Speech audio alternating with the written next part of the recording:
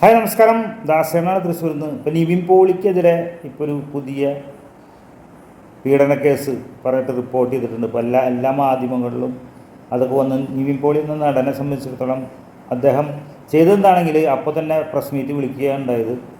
ഞാനങ്ങനെ ചെയ്തിട്ടില്ല, അങ്ങനെ തെളിവ് വരാണെങ്കിൽ ഏതൊരു പെൺകുട്ടി പേരൊന്നും വെളിപ്പെടുത്തിയിട്ടില്ല, അങ്ങനെ ഒരു പെൺകുട്ടി വരാണെങ്കിൽ സംസാരിക്കാൻ തയ്യാറാണ്, ഞാനങ്ങനെ തെറ്റ് ചെയ്തിട്ടില്ല എന്ന് ഉറച്ച് വിശ്വസിച്ച് പത്രസമ്മേളനത്തിന് ധൈര്യപൂർവ്വം പത്രസമ്മേളനം നടത്തിയിരിക്കുകയാണ് നിവിൻ പോളി.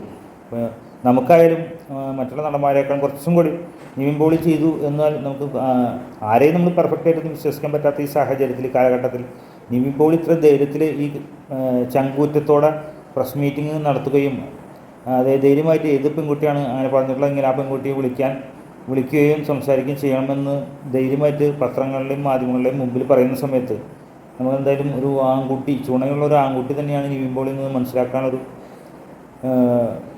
മാനസികാവസ്ഥ നമുക്കുണ്ടായിക്കൊണ്ടിരിക്കുകയാണ്. കാരണം എല്ലാവരെയും ഓരോ സ്ത്രീകൾ ഇതുപോലെ വന്ന് അവരങ്ങനെ എന്നെ പീഡിപ്പിച്ചു അങ്ങനെ പറഞ്ഞ് വരികയാണെങ്കിൽ അതിനൊരു തെളിവും കാര്യങ്ങളില്ലാതെ FIR ഇട്ടു എന്നൊക്കെ പറയണത്, നിവിൻ പോളിക്കെതിരെ FIR ഇട്ടു എന്നൊക്കെയാണ് പറഞ്ഞേക്കുന്നത്. അങ്ങനെ FIR ഇടാനൊന്നും പറ്റില്ല. ഉള്ള ആരാണെങ്കിലും അവർ കൃത്യമായി തെളിവോടെ വരണം, അത് തെളിയിക്കപ്പെടണം. അല്ലാതെ വെറുതെ ഈ എന്താ പറയുക, മലയാള സിനിമയെ സംബന്ധിച്ച് മാത്രമല്ല മറ്റുള്ള ഒരുവിധം നടികളും അല്ലെങ്കിൽ ഇതിന് പിന്നാലെ സിനിമയുടെ പിന്നാലെ നടക്കുന്ന ഒരുവിധം 90% ലേഡീസും പോക്ക് കേസുകൾ തന്നെയാണ്. 95% ലേഡീസ് പോക്ക് കേസുകൾ തന്നെയാണ്, നമുക്ക് എല്ലാവർക്കും അറിയാം.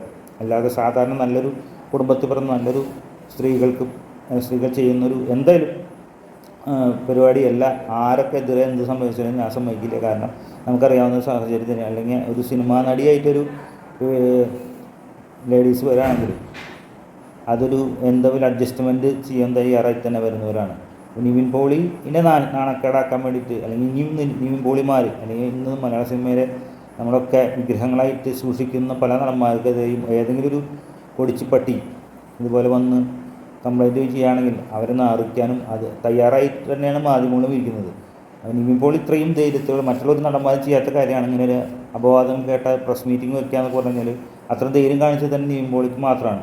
അപ്പോൾ നിവിൻ പോളി ഇത്രമാത്രം ധൈര്യത്തിൽ ആ അലിഗേഷനെ പറ്റി സംസാരിക്കാൻ അല്ലെങ്കിൽ എന്താണ് സംഭവം എന്ന് അല്ലെങ്കിൽ ആ പരാതിക്കാരി പെൺകുട്ടി എവിടെയാണെങ്കിലും അവരുടെ മുമ്പിൽ ഇരിക്കാനും അല്ലെങ്കിൽ അതിനെപ്പറ്റി സംസാരിക്കാനും തയ്യാറാണെന്ന് പറഞ്ഞ് ഇന്ന് മാധ്യമങ്ങളുടെ മുമ്പിൽ വന്നിട്ടുണ്ടെങ്കിൽ വലിയൊരു കയ്യടി തന്നെയാണ് നിവിൻ പോളി അർഹിക്കുന്നത്. എന്തായാലും നിവിൻ പോളിയോട് പ്രത്യേകിച്ച് മമത ഉണ്ടായിട്ടൊന്നുമില്ല, പക്ഷേ നമുക്ക് മനസ്സിലാക്കാൻ സാധിക്കും മിടുക്കന്മാരായിട്ടുള്ള ചെറുപ്പക്കാരും ഈ നാട്ടിലുണ്ട്, അതേപോലെ തന്നെ മിടുക്കന്മാരായിട്ടുള്ള നടന്മാരും ഉണ്ട്. വളരെയധികം കഷ്ടപ്പെട്ട് എന്താ പറയുക ഒറ്റയ്ക്ക് വഴിവെട്ടി വന്നവർ തന്നെയാണ് നിവിൻ പോളി. കാരണം തൻ്റെ സുഹൃത്തായിട്ട് വിനീത് ശ്രീനിവാസൻ്റെ സിനിമയിലൂടെ വന്ന് മറ്റുള്ള നടന്മാർക്കൊന്നും കിട്ടാത്ത